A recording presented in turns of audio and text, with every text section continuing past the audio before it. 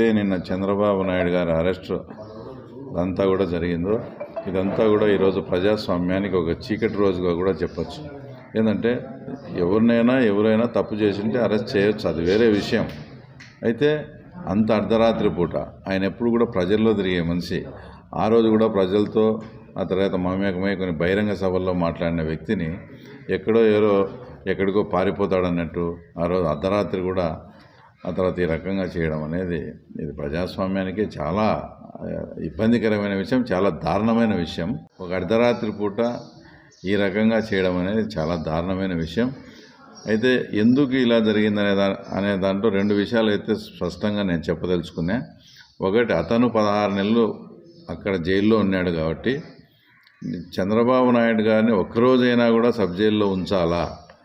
ఎందుకంటే అందరూ కూడా ఈయనను జగన్మోహన్ రెడ్డిని జైల్లో ఉన్నాడు, చిప్పకూడు తింటా ఉన్నారని మాట్లాడుతున్నారు. కాబట్టి ఈయన చంద్రబాబు నాయుడు గారిని కూడా ఏదో ఒక కారణం చెప్పి ఏదో ఒక కేసు పెట్టి అది అక్రమమా సక్రమమా అనేది పక్కన పెడితే ఈయనను కూడా ఒక్కరోజన్నా జైల్లో పెట్టాలనే కావాలనే శుక్రవారం రాత్రి వాళ్ళ స్ట్రాటజీ ఎప్పుడు కూడా ఎక్కడన్నా మంచి బిల్డింగ్స్ పడగొట్టాలన్నా తర్వాత ప్రైవేట్ ఆస్తులు కూల్చాలన్నా కూడా శుక్రవారాన్ని ఎన్నుకుంటారు. ఎందుకంటే ఉండదు, ఆ లోపల వాళ్ళ పని అయిపోయాలని.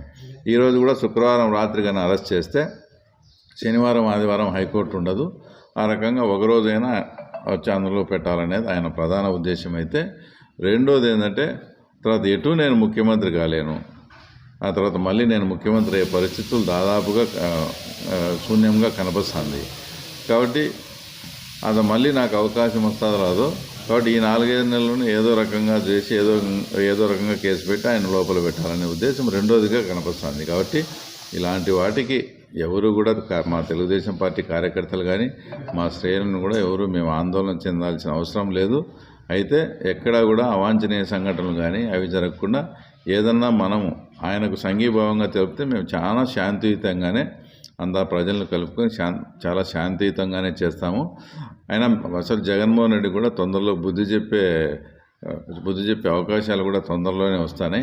ఇలాంటి సంస్కృతి అంటే చంద్రబాబు నాయుడు అరెస్టు జరిగితే అతనికి అతని పార్టీకి ఎంత నష్టం జరుగుతుందో కూడా అతనికి తెలుసు.